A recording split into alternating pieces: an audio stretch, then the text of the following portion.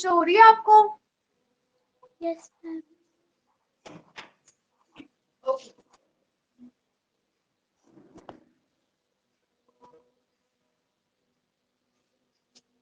अब सबसे पहले जब हम बात करते हैं अकाउंट की, तो हम जब भी बिजनेस में पैसा इन्वेस्ट करते हैं, किसी भी फॉर्म में हो, की फॉर्म में या कैश की फॉर्म में, it means it become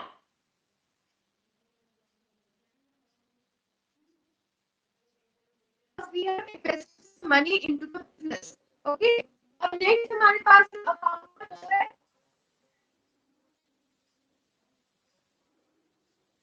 liability account. हम बिजनेस ऑपरेशन स्टार्ट करते हैं तो हम कुछ ना कुछ ऐसे ट्रांजेक्शन करते हैं जिसमें हमारी लायबिलिटी बन जाती है। जैसे कि मैंने आपको बोला कि जिस भी होती है तो वो ऑनर इन्वेस्ट करता है। ऑनर मतलब जो कंपनी का मालिक होगा। कंपनी तो एक आर्टिफिशियल कंपनी है, लेकिन उस केस में एक आर्टिफिशियल पर्सन है, लेकिन उस केस में जो पैसे लगाएगा वो क्या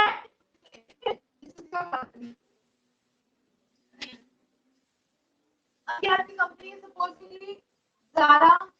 अब इसमें जो है सपोजिंगली आपने क्या किया,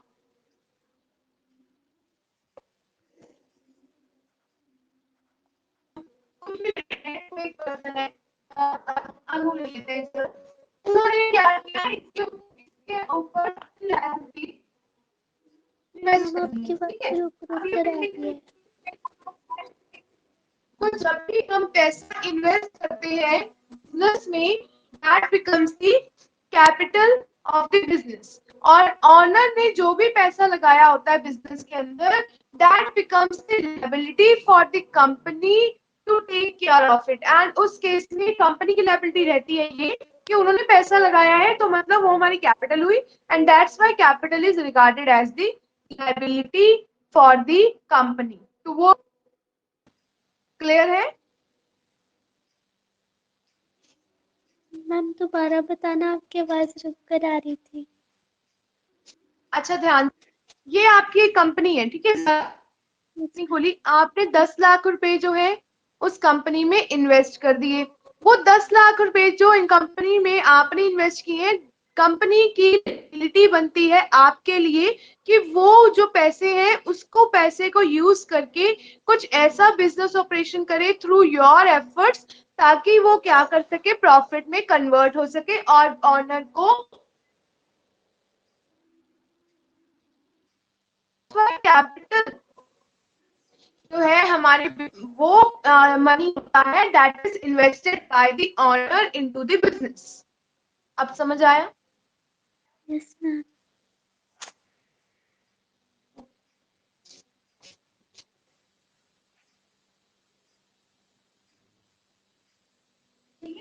ऐसे ही हमारे पास नेक्स्ट अकाउंट है लायबिलिटी अकाउंट।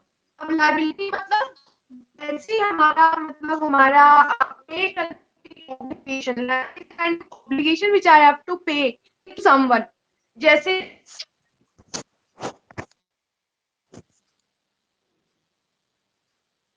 बाहर पे सामान दिया होता है तो that becomes your liability because you have to pay the, you have to pay money on the good purchased. So जब भी हम लायबिलिटी की बात करते हैं तो लायबिलिटी अकाउंट्स डिफरेंट अकाउंट्स होते हैं जिसमें हम ऑब्लिगेशन टू पे की बात करते हैं, और ऑब्लिगेशन हमारी बनती है पे करने की, that's why it becomes liability account. ठीक है, नेक्स्ट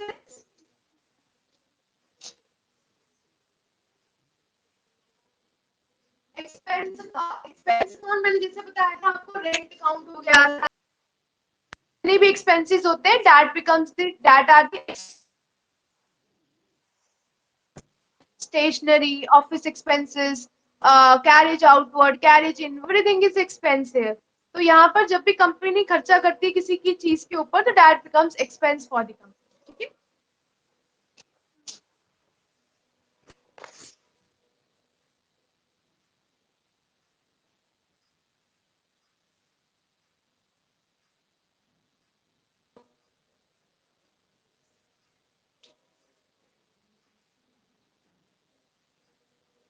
एसेट, एसेट तो याद है types, one is current asset, second is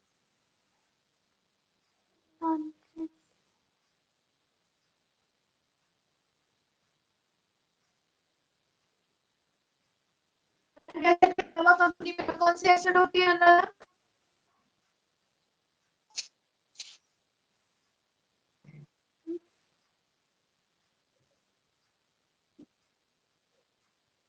क्या फिक्स आ रही है। कंपनी में दो तरह की एसेट होती हैं, पहली तो होती है करंट एसेट,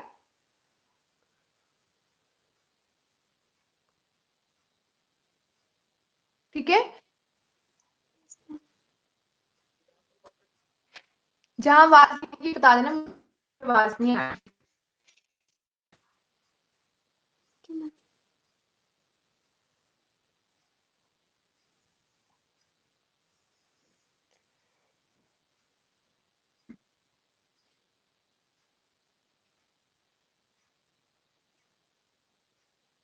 आर, अब आर से क्या स्पेसिफाई होता है? रेवेन्यू, ठीक है। रेवेन्यू अकाउंट्स ऐसे वो अकाउंट्स जहां पर हमें इनकम रिसीव हो रही हो, जैसे commission receive, salary receive, interest receive, rent receive, कोई भी इनकम आपकी रिसीव होगी, that comes into revenue account, ठीक है। Next is loss. Any loss incurred by the company is also recorded in some kind of account, that is loss account. Next is any kind of gain on the sale or purchase of asset, that comes the gain account. तो देखिए हम क्या करते हैं, revenue और gain को हम इकट्ठा लिखते हैं, एक्सपेंस और लॉस को हम इकट्ठा लिखते हैं, तो ये जो दोनों है ये मर्ज हो जाते हैं इन दो अकाउंट्स के साथ। सो बेसिकली हमारे पास कौन से जो मेन हेड्स है, क्योंकि लॉस और एक्सपेंस की ट्रीटमेंट एक जैसी होती है, तो इसलिए हम इनको एक साथ कर दिया है, और गेन और रेवेन्यू या इनकम की जो ट्रीटमेंट एक जैसी होती है, तो इसलिए हमने इनको एक साथ कर दिया। तो हमारे पास 5 तरह के मेन अकाउंट्स हैं। पहला है capital, liability, expenses, assets and revenue. So अगर मैं इसको शॉर्ट फॉर्म को अगर लिखूं तो ये बनती है, क्या बोलेंगे इसको? क्लियर। क्लियर। तो मतलब आपने इसको एज अ शॉर्ट फॉर्म याद रखना है कि टाइप्स ऑफ अकाउंट क्लियर की फॉर्म में है। First one is capital, second is liability, third is asset and fifth is third is expense, fourth is asset and fifth is revenue. Is it clear? Yes ma'am. Okay.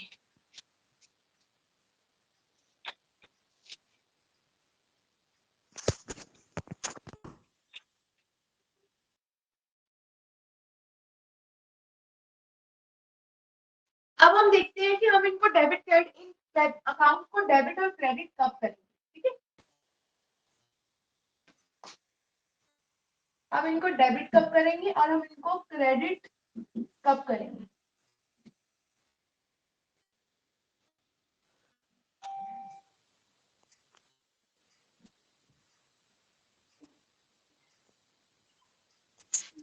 देखो, हम capital को debit तब करते हैं जब capital decrease होती है, ठीक है, जब कैपिटल डिक्रीज होती है, माइनस मतलब कम होना। और क्रेडिट कब करेंगे कैपिटल को? जब ये इंक्रीज होगी। ये दिख रहा है आपको? क्लियर है? क्लियर है? यस। ओके।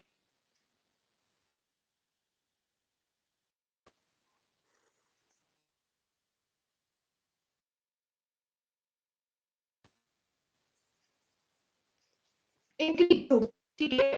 ऐसे लायबिलिटी हम डेबिट कब करते हैं? जब डिक्रीज होती है। और क्रेडिट कब करते हैं? जब इंक्रीज होती है।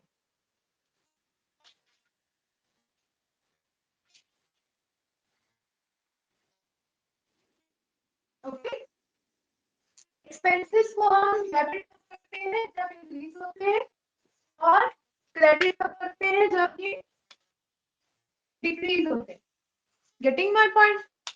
आप सिर्फ अभी इतना समझो को क्रेडिट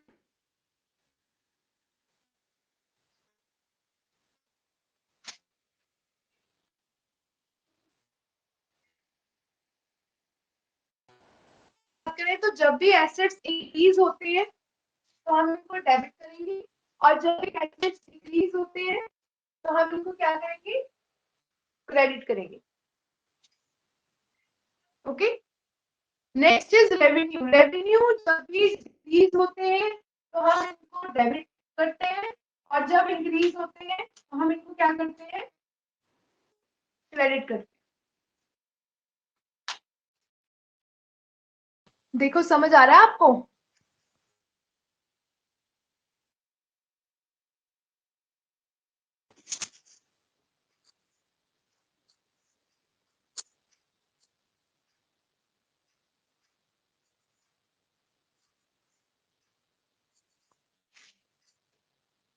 जल्दी से दोबारा बताना। Okay, listen again. We have main classification of accounts: capital, liability, expenses, assets, revenue. Expenses and losses की एक जैसी एंट्री होती है, रेवेन्यू और गेन की एक जैसी एंट्री होती है, इसलिए 7 अकाउंट्स को मैंने 5 अकाउंट्स में कन्वर्ट कर दिया। ठीक है, अब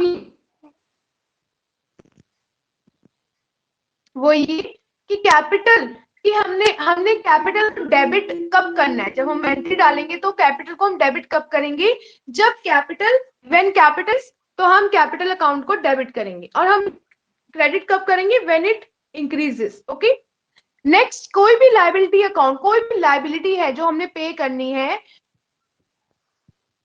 वो डिक्रीज हो जाएगी, क्रेडिट कब करेंगे, जब वो इंक्रीज हो जाएगी।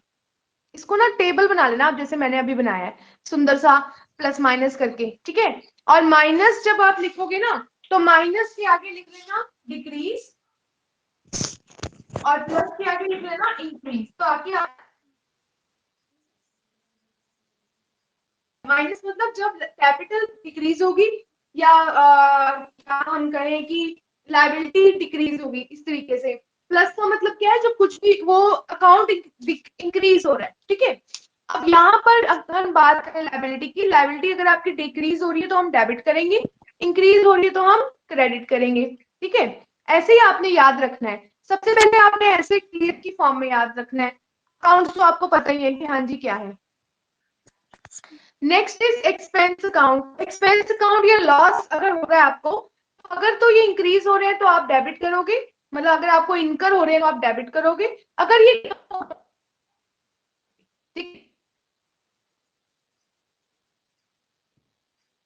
एसेट अकाउंट, जब भी हमारी कंपनी में कोई एसेट आती है तो उसको हम डेबिट करते हैं, जब भी एसेट हम बेच देते हैं हम उसको हम क्रेडिट करते हैं। जैसे कि अगर हम बात करें फर्नीचर परचेज, तो हमने फर्नीचर परचेज में 2 तरह की होती है,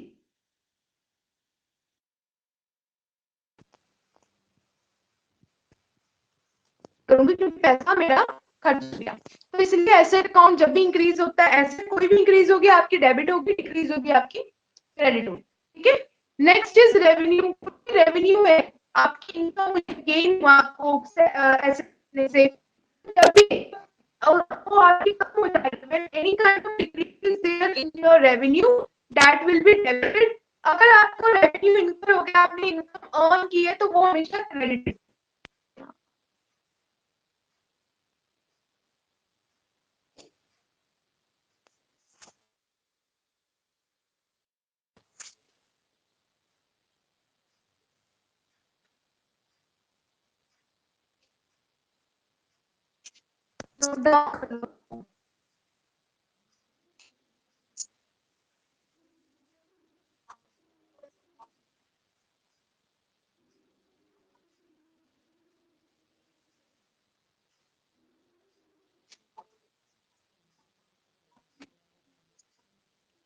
कर लिया मैम।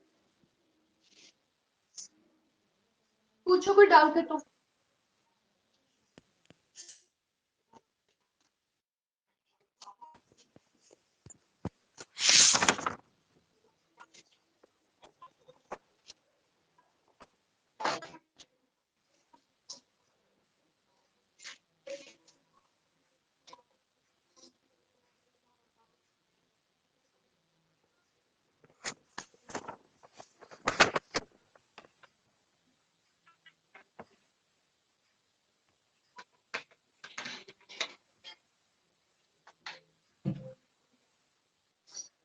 क्लियर है। क्लियर है, अकाउंट्स की तरफ क्लियर है। अकाउंट्स की तरह। चलो इसको आप रिवाइज करना, ठीक है, फिर हम कल कंटिन्यू करेंगे के अकॉर्डिंग हम इन अकाउंट्स को कैसे आइडेंटिफाई करते हैं। लेकिन कोई डाउट नहीं होना चाहिए, अगर कोई डाउट और फिर उसके बाद फिर आगे चलेंगे, ठीक है। Ma'am okay bye, good night. Bye ma'am, good night.